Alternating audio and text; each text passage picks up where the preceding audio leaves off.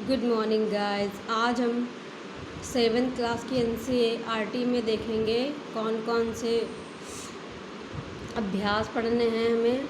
तो पहला चैप्टर है पर्यावरण, दूसरा है हमारी पृथ्वी के अंदर, तीसरा हमारी बदलती पृथ्वी, नंबर 4 पर वायु, नंबर 5 पे है जल, नंबर 6 पर है पृथ्वी, वनस्पति एवं वन्य जीव। अभ्यास 7 पे है मानवीय पर्यावरण, बस्तियां, परिवहन एवं संचार। अभ्यास 8 पे है मानव पर्यावरण, अन्योक्रिया, उष्णकटिबंधीय एवं उपोष्ण प्रदेश। 7 नंबर पर है रेगिस्तान में जीवन। आगे पढ़ेंगे हम फर्स्ट चैप्टर पर्यावरण। लंबी छुट्टियों के बाद जब रवि स्कूल जा रहा था तब उसने देखा कि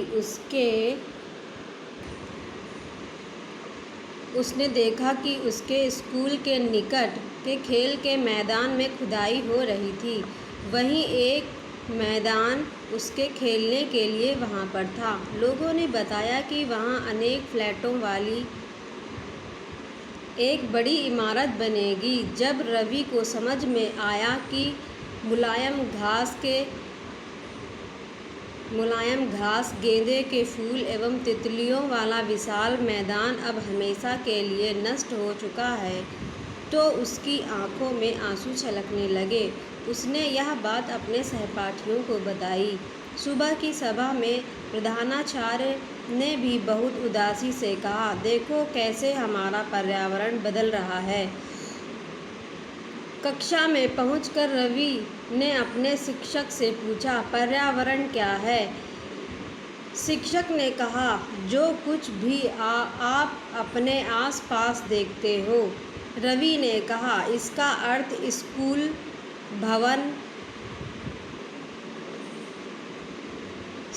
भवन, कक्षा में रखी कुर्सियां, यहाँ तक कि खुला मैदान, सड़क, कूड़ा करकट। मेरे दोस्त, ये सभी हमारे पर्यावरण के अंग हैं।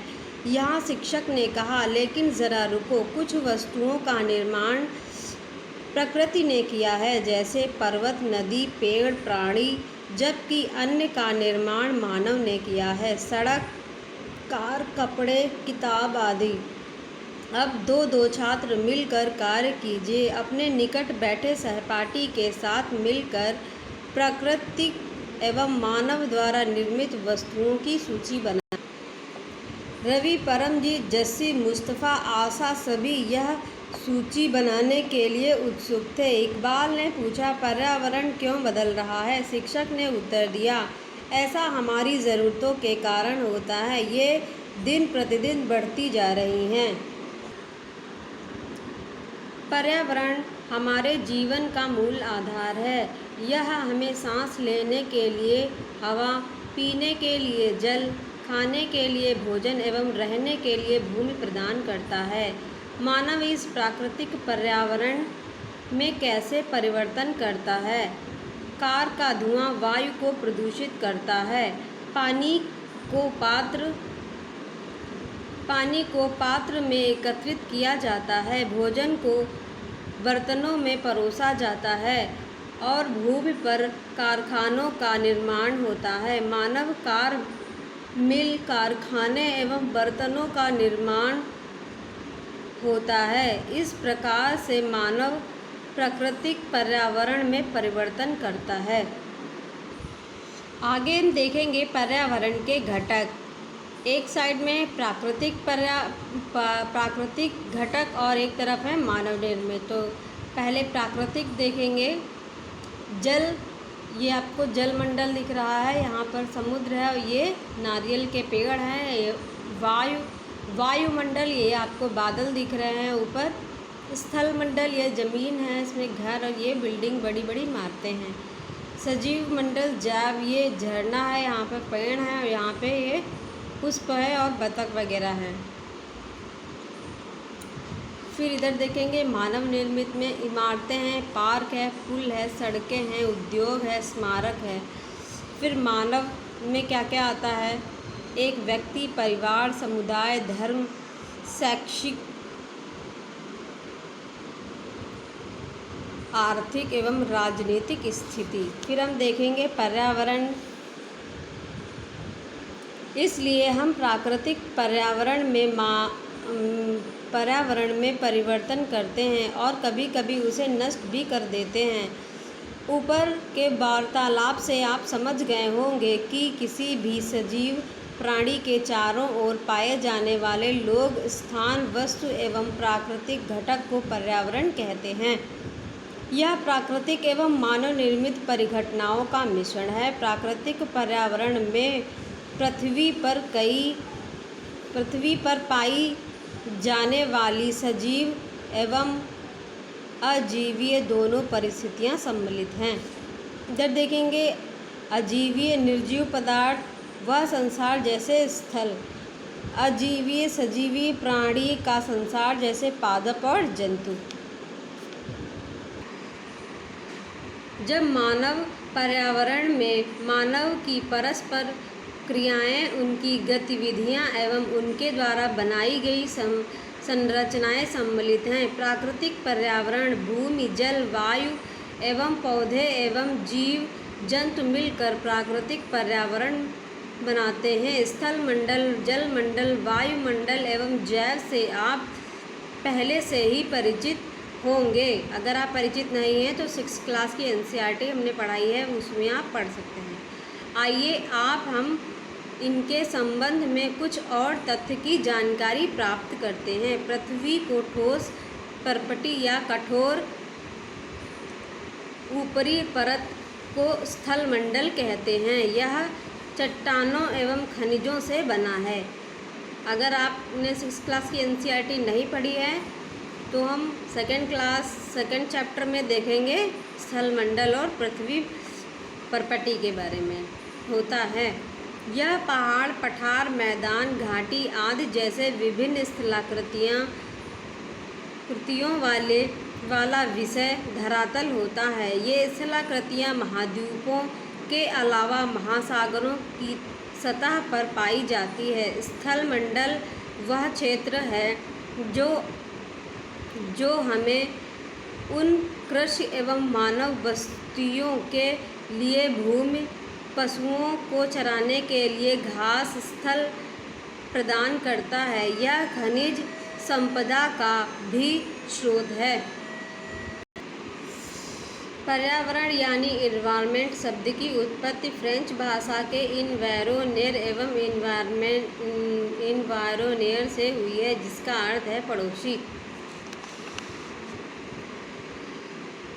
अपने आसपास के स्थल को देखिए और आपके पड़ोस में भूमि का उपयोग किन किन प्रकार से हुआ है उसकी सूची बनाएं। अपने घर और स्कूल से आप जो पानी उपयोग करते हैं वह कहाँ से आता है। हमारे दैनिक जीवन में पानी के विभिन्न उपयोगों की सूची बनाएं। क्या आप किसी को पानी व्यर्थ करते हुए देखा है? अगर देखा है तो उसका नाम कमेंट पे लिखिए और उसे बताइए कि पानी की बचत करें।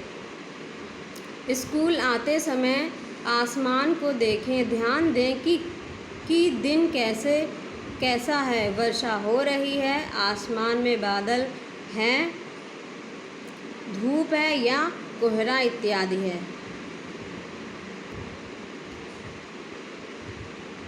जल के क्षेत्र को जलमंडल कहते हैं। यह जल के विभिन्न स्रोत जैसे नदी, झील, समुद्र, महासागर आदि जैसे विभिन्न जलाशयों से मिलकर बनता है। यह सभी प्राणियों के लिए आवश्यक है। पृथ्वी के चारों ओर फैली वायु की पतली परत को वायुमंडल कहते हैं। पृथ्वी का गुरुत्वाकर्षण बल अपने चारों ओर की वायुमंडल को थामे रखता है। यह सूर्य की झुलसाने वाली गर्मी एवं हानिकारक किरणों से हमारी रक्षा करता है। इसमें कई प्रकार की गैसें, धूल कण एवं जल वाष्प उपस्थित रहते हैं। वायुमंडल में परिवर्तन होने से मौसम एवं जलवायु में परिवर्तन होता है। पादप एवं जीव जंतु मिलकर जैव मंडल या सजीव संसार का निर्माण करते हैं। यह पृथ्वी का वह संकीर्ण क्षेत्र है जहाँ स्थल, जल एवं वायु मिलकर जीवन को संभव बनाते हैं। परितंत्र क्या है? रवि की कक्षा के एक एनसीसी कैंप में जस्सी ने आश्चर्य से कहा, कितनी मूसलाधार वर्षा हो रही है, इससे मुझे अपना केरल याद आ गया। तुम सबको आकर देखना चाहिए कि कैसे हरे भरे खेत एवं नारियल के बागानों में लगातार वर्षा होती रहती है। तभी जैसलमेर में रहने वाले हीरा ने आश्चर्य से कहा, हमारे यहाँ वर्षा होती ही नहीं, हमें तो दूर दूर तक केवल कीकर एवं रेत ही नज़र आती है, लेकिन वहाँ ऊँट भी तो मिलते हैं। रवि ने कहा। परितंत्र वह तंत्र जिसमें समस्त जीवधारी आपस में एक दूसरे के साथ तथा पर्यावरण के उन सभी भौतिक एवं रासायनिक कारकों के साथ परस्पर क्रिया करते हैं जिसमें वे निवास करते हैं। ये सब ऊर्जा एवं पदार्थ का स्थानांतरण द्वारा समृद्ध है। कहानी के बच्चों की तरह आप भी अपने पर्यावरण स्थान का चित्र एवं फोटो लगाएं। हीरा ने कहा, ऊँट तो मिलेंगे ही, अब तुम हमारे रेगिस्तान में आओगे तो तुम्हें सांप, छिपकली एवं अनेक कीट भी देखने को मिलेंगे। रवि हैरत में पड़ गया। विभिन्न स्थानों पर पाए जाने वाले जीव एवं जंतु, वनस्पति एवं लोगों के रहन सहन के तरीके इतने भिन्न क्यों हैं? क्या सभी का एक दूसरे के साथ संबंध है? क्या आपको पता है कि रेगिस्तान में चूहे भी रहते हैं? अगर नहीं पता है तो कमेंट में बताइए, और ये भी बताइए कि वो इतनी गर्मी में कैसे रह लेते हैं। बिल्कुल बहुत संबंध है, शिक्षक ने कहा। सभी पेड़ पौधे, जीव जंतु एवं मानव अपने आसपास के पर्यावरण पर आश्रित होते हैं। प्रायः वे एक दूसरे पर आश्रित हैं। जीवधारियों का आपसी एवं अपने आसपास के पर्यावरण के बीच के संबंध ही परितंत्र का निर्माण करता है। अधिक वर्षा वाले वन, घास, रेगिस्तान, पर्वत, झील एवं नदी, महासागर, छोटे छोटे ताल का भी एक परितंत्र होता है। क्या आपको लगता है कि जिस पार्क में रवि और उनके मित्र खेलते थे वह भी एक परितंत्र था? मानवीय पर्यावरण। मानव अपने पर्यावरण के साथ पारस्परिक क्रिया करता है और उसमें अपनी आवश्यकता के अनुसार परिवर्तन करता है। प्रारंभिक मानव ने स्वयं को प्रकृति के अनुरूप बना लिया था। उनका जीवन सरल था एवं आसपास की प्रकृति से उनकी आवश्यकताएं पूरी हो जाती थी। समय के साथ कई प्रकार की आवश्यकताएं बढ़ी। मानव ने पर्यावरण के उपयोग और उनमें परिवर्तन करने के कई तरीके सीख लिए। उसने फसल उगाना, पशु पालना एवं स्थायी जीवन जीना सीख लिया। पहिए का आविष्कार हुआ। आवश्यकता से अधिक अन्न उपजाया गया। वस्तु विनिमय पद्धति का विकास हुआ। व्यापार प्रारंभ हुआ एवं वाणिज्य का विकास हुआ। औद्योगिक क्रांति से बड़े पैमाने पर उत्पादन प्रारंभ हो गया। परिवहन तेजी से प्रारंभ हुआ। सूचना क्रांति से पूरे विश्व में संचार सहज एवं द्रुत हो गया। क्या आप जानते हैं कि गर्मी में रसीला तरबूज और सर्दी में भुनी मूंगफली खाना क्यों पसंद करते हैं? आप कमेंट में बताइए। प्राकृतिक एवं मानवीय पर्यावरण के बीच सही तुलना होना आवश्यक है। आप मुझे ये भी बताइए कि सर्दियों में गुड़ के लड्डू क्यों खाए जाते हैं। मानव को पर्यावरण के साथ समरसता से रहने एवं उनका उपयोग सीखना चाहिए। रवि की कक्षा में मिज़ोरम की एक लड़की है नूरी। वह अक्सर अपने स्थान की हरियाली की बात करती है। खेल का मैदान नष्ट होने के कारण रवि भी उदास देखकर नूरी ने उसे आने वाली छुट्टियों में अपने घर मिज़ोरम आने को कहा। रवि के शिक्षक ने सभी बच्चों से कहा कि छुट्टियों में वे जिन स्थानों पर जाएंगे वे भूदृश्य एवं घर एवं लोगों के क्रियाकलाप का चित्रांकन बनाकर लाएंगे।